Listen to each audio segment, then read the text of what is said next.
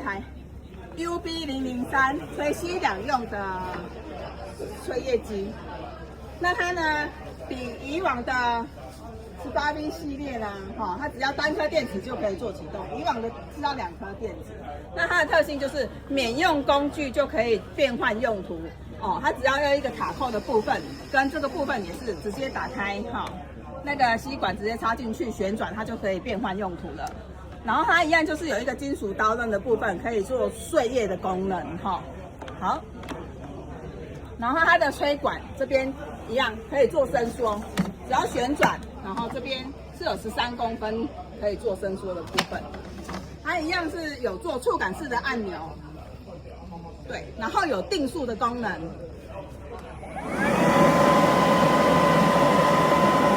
那它呢有低速跟高速。那它低速的部分呢是用在于说，如果有一些碎石头的部分，碎石头，然后你上面有落叶，你想要把那个落叶吸起来的话，你用低速的功能的话，就是避免它那个石头会吸到机器里面去用到这个刀片的部分。所以如果说地上是碎石头，就适合用低速的功能。